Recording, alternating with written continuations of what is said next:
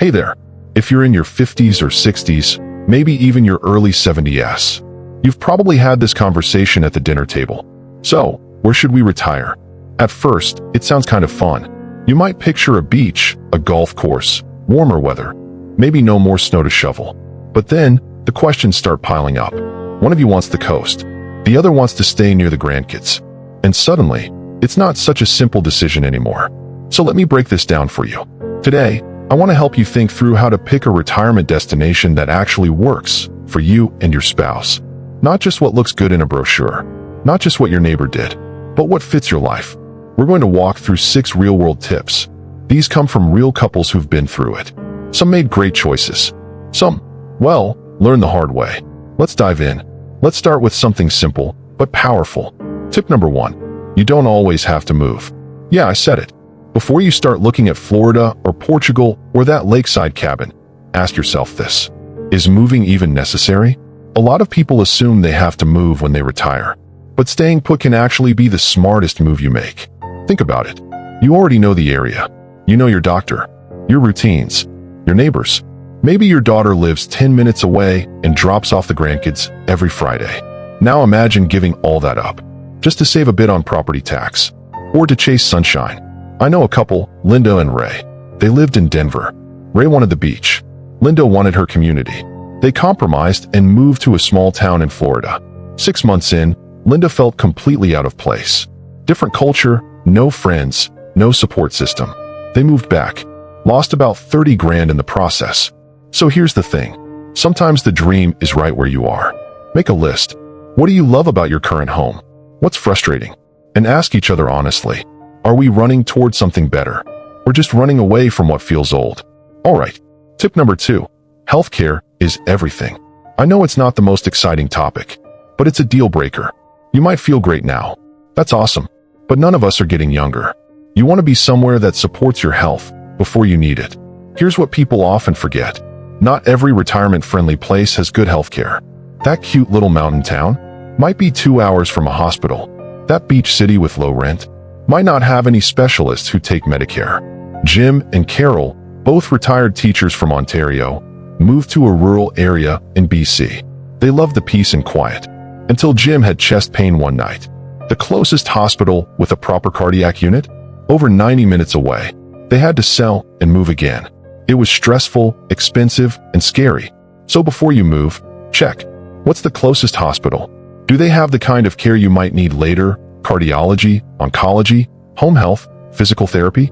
Is there a shortage of family doctors in the area? Will you be able to get appointments when you need them? And think about this. If one of you can't drive anymore, will you still have access? Health isn't just a box to check. It's the foundation. Now let's talk housing. Tip number 3. Do you really need all that space? Be honest. Are you living in a home? Or are you maintaining a project? You raised a family there. That house is full of memories, but also full of stuff. Full of repairs. Full of yard work. I know a couple, George and Ellen, from Sydney. They had a big house. 4 bedrooms, big garden. It was beautiful, but it owned them. Every weekend was maintenance. They didn't travel much. Didn't relax. They were tired. So they downsized. Moved into a bright 2-bedroom apartment. No lawn, no stairs, no stress. Now they take weekend trips and host dinner parties without worrying about cleaning for bathrooms.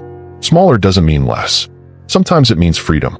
So ask yourself, if the kids only visit twice a year, do you need to keep their old rooms? Would a simpler space give you more energy, more time, more life? And if you're not sure, try renting a smaller place for a while, just to feel it out. Tip number 4. If you're going to relocate, do it for the right reasons. Not just because your cousin said Arizona is cheap. Not because the internet said Portugal is the new retirement hotspot. And not because one of you fell in love with the idea of starting over. Here's what you should really ask. What does our daily life look like in this new place? Not just the view from the porch. The daily stuff. Are you walking to a cafe? Volunteering?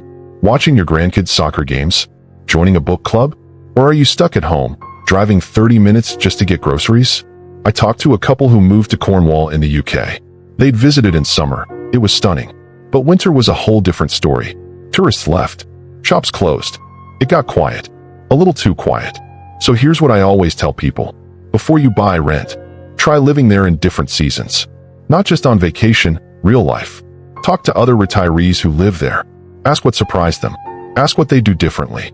Because retiring somewhere is very different from holidaying there. Alright, that's 4 big ones. We've still got 2 more to go, but I want to pause here for a second. If this is getting your wheels turning, good. That means you're thinking ahead. Retirement isn't just about where you'll be. It's about how you'll live, how you and your partner will feel, how connected you'll be to the life you're building.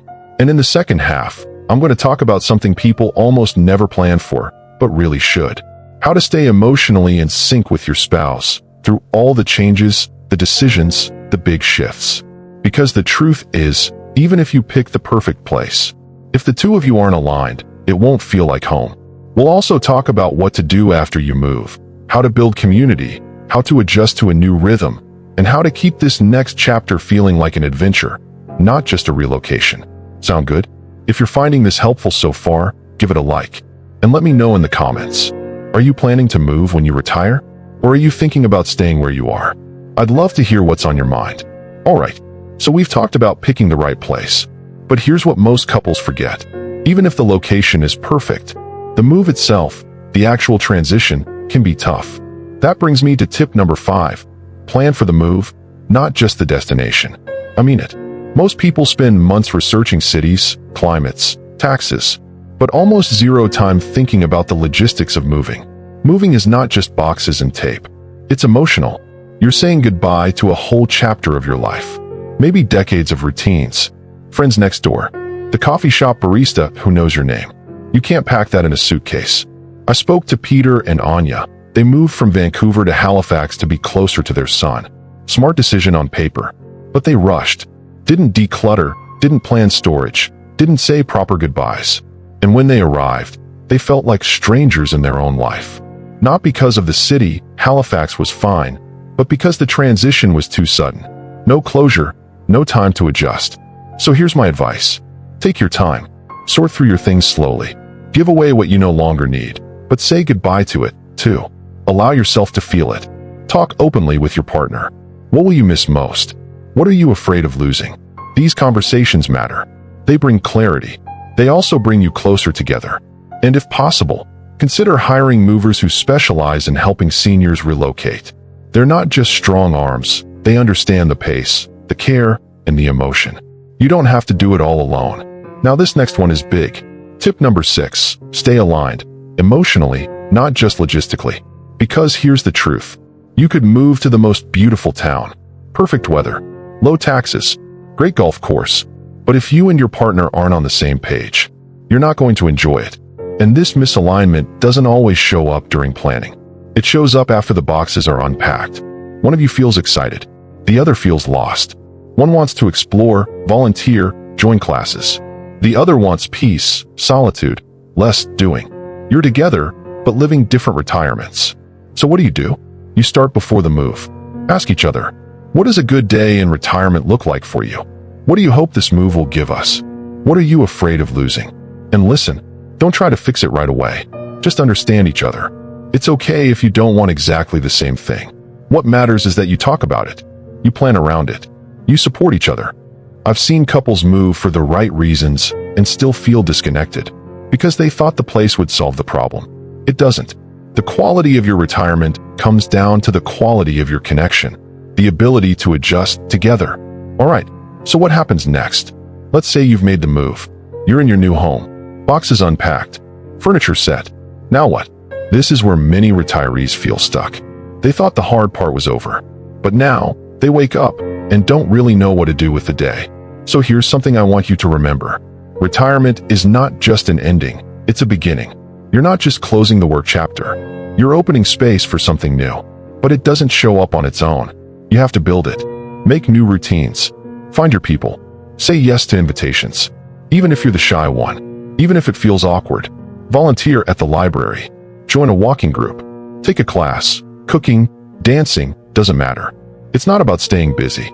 It's about staying connected to life, to purpose, to other humans. And one more thing. Don't be afraid to change your mind. Seriously, you're allowed to try a place and decide it's not for you. You're allowed to move again. You're allowed to say, this isn't what I thought it'd be, and that's okay. I met a woman in Perth. She and her husband moved to the coast after retirement. 6 months in, she realized she missed city life. Her husband didn't. So they split time, city apartment during the week, coastal home on weekends. Unconventional, sure, but it works for them. There's no one-size-fits-all retirement. No perfect formula. Only what's real for you. So, let's recap real quick. You don't have to move just because you retired. If you do, check the healthcare. Rethink how much house you actually need. Pick a place that fits your daily life, not just your dream photo. Plan the move, emotionally and practically. And most of all, stay connected to your partner through all of it. Because this chapter isn't just about location. It's about the life you're going to build together. It's not always smooth. But if you take your time, ask the right questions, and really listen to each other, you can create a retirement that feels true to both of you. Not perfect, but honest. Grounded. Yours. If this video helped you think more clearly about your retirement plans, go ahead and hit that like button. It really helps the channel. And if you've been through a move like this, or you're planning one, drop a comment below. What's on your mind? Where are you thinking of going? Or are you staying right where you are? I'd love to hear your story. And hey, you never know who else might read your comment and feel a little less alone. Thanks for spending your time here with me today. I'll see you in the next one.